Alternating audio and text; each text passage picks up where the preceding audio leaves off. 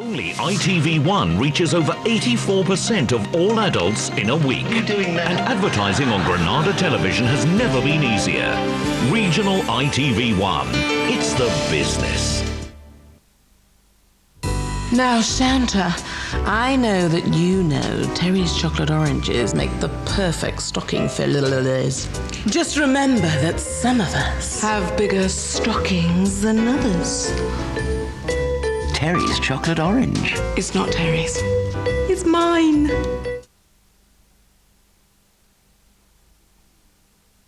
Where's the only place you can get all of this in 2002?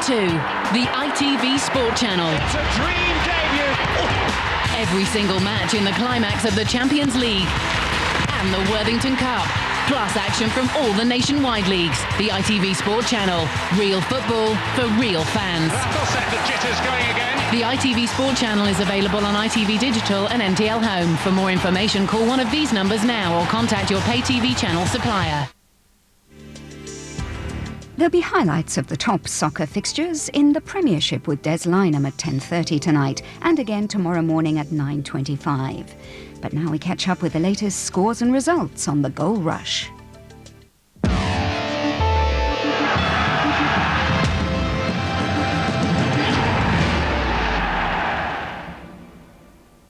When we used to play here, the baseball ground was like an absolute tip. Southern teams, used to come up dressed in big kipper ties, and all of a sudden it's muck up to the ankles, and straight away we know we were going to win.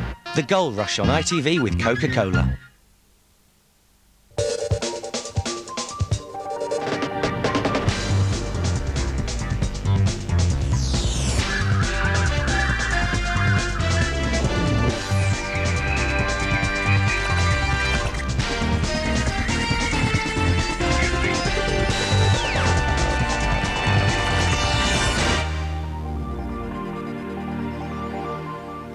Just 10 days to go before Christmas and the Premiership title race is wide open. We're here through until 5 o'clock to bring you the next chapter in the Premiership story and news of all the late goals as they hit the back of the nets. Into the second half now in today's games, and these are the very latest scores for you. It's Bolton 0, Charlton 0, Everton 0, Derby County 0, Middlesbrough 0, Manchester United 0, Newcastle 0, Blackburn 1, Southampton 1, Sunderland 0, and Tottenham 2, Fulham 0. Les Ferdinand there getting the 10,000th goal in Premier League history. West Ham 1, Arsenal 1. And Ron Atkinson and John Barnes are here. Now, Ron, you are watching something of a stalemate between Middlesbrough and Manchester United. Yeah, first half, a war of attrition, lots of closing down, lots of stifling, but nothing much happening at either end, goalmouth incident. Second half, far better. United have made a couple of tactical changes. They put Nicky Butt on the left-hand side, right on the left-hand side of midfield. Veron, who played right against the touchline in the first half, has come into midfield as the playmaker. And United now are playing with a real purpose. And they're looking to me as if they're likely to open up their account very shortly. OK, Ron, thanks very much indeed. John, you are watching West Ham against Arsenal, 1-1 as it stands at the moment. Yeah, Arsenal could have gone 2-1 up after Ashley Cole scoring the equaliser. Grimondi of all people, although they just had a corner which David James caught safely. Grimondi got in the box, Henry in his favourite inside left position, went down the line, put a great ball in, and Grimondi came sliding in and hit the crossbar. West Ham came back with a corner, and they could have scored when Sinclair had a header which was cleared off the line by Daly, his own player of all people, when the ball was heading for the back of the net. And after those two incidents, the game just settled down more to just midfield playing each other out.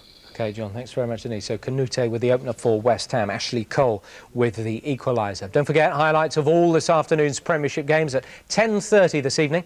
We'll pick out the main scorelines for you in the Nationwide and Scottish League shortly, but let's catch up with the other big stories in the Premiership so far. Let's go straight off to White Hart Lane, where Tottenham are leading Fulham by 2-0. Adam Dark. Yep, Tottenham 2, Fulham 0. Still Spurs lead by those first half goals from Les Ferdinand and Darren Adderton. Good chances though for either side in this second half. Gus Poyet with a header which bounced just over the top of the bar at the other end. Steed Malbronk, who's broken forward well, flashed a shot just over, couldn't keep it down. Not much between these two teams really though. The difference is the strikers. Up front, Les Ferdinand and Teddy Sheringham look lively for Spurs. At the other end, Barry Hales and Louis Saha look lightweight and lacking in confidence. It's Spurs 2, Fulham 0. Surprise scoreline at St James's Park, where Blackburn are leading Newcastle by 1-0. Roger Thames. Yes, they're still leading by that David Dunn first half goal, but the pattern is still the same as well. It's Newcastle doing all the pressing. Olivier Bernard could well have scored his first Premiership goal to equalise, but he sent a header from 6 yards wide. Kieran Dyer is on, and also Lamana Luar, and that has given Newcastle a greater sense of invention, although Dyer did look a little bit rusty when he completely miscued a shot from a good shooting position inside the box. But it's still Newcastle 0, Blackburn 1 at the moment. Could it be a second successive victory for Southampton at St Mary's? Tony Lockwood. On current evidence, the answer is yes. An own goal by Jody Crannock has put Southampton within sight of back-to-back wins for the first time this season. The goal arrived late in the first half. Chris Marsden's cross met by Crannock, who could only divert the ball past his own goalkeeper Thomas Sorensen. Sunderland's 1+ point has come with the performance of new signing Claudio Reyna, who's threatened throughout, but it's Southampton who lead by the single goal. No goals at the Reebok between Bolton and Charlton. With the latest, Steve Roberts. Great entertainment for the fans, though it's anybody's guess why it was goalless at the break. Rickett smashed a shot against the Charlton crossbar, and his teammates Wallace, Nolan and Bergson should all have done much better from close in. In between all that, well, Lisby was clean through on goal for Charlton, but Jääskeläinen was out smartly to block his shot. It's been all Bolton in the second half, Rickett and Wallace raiding down the flanks, and it's their runs that have led to a couple of opportunities for Kevin Nolan, the second of which dipped inches over the crossbar. Goalless so far, but thrilling nonetheless. No goals there, no goals at Middlesbrough, where Manchester United are playing, and Ryan Giggs has just been brought on by Sir Alex Ferguson, his first game back after a lengthy spell out through injury. No goals either at Goodison Park, Everton Derby. Keith Macklin. And so it continues. Everton should have had it won at half-time. They're still pressing. They've hit the post through Pistones.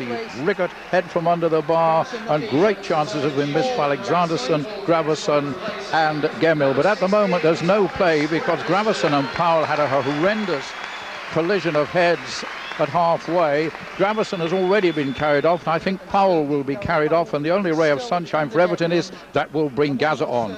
But it's all Everton, but no goals. In the First Division, both Burnley and West Brom are drawing against lower league opposition. Norwich and Watford have 1-goal advantages. Let's go off to the Scottish Premier League. Celtic have come from behind and are leading Dundee by 2-1. Alistair Merning. Well, I can tell you that the fans, the players and everyone else is literally in the dark at the moment because the floodlights have failed at Parkhead. On the hour mark, half of the floodlights went out, and then 2 minutes later the rest of them went out. We have some lighting on the pitch. The players didn't want to go off, but for safety reasons the police have asked them to leave the field. We've just had another police announcement said that they're trying to fix the fault, and they hope that the game will continue in about 15 minutes time. We'll just have to wait and see if someone can throw some light on the situation. Stoke are leading Wycombe by 4-1. That means they would go top of the Second Division if that scoreline stays the same. We're going to turn our lights out for a few moments. See you in a couple of minutes.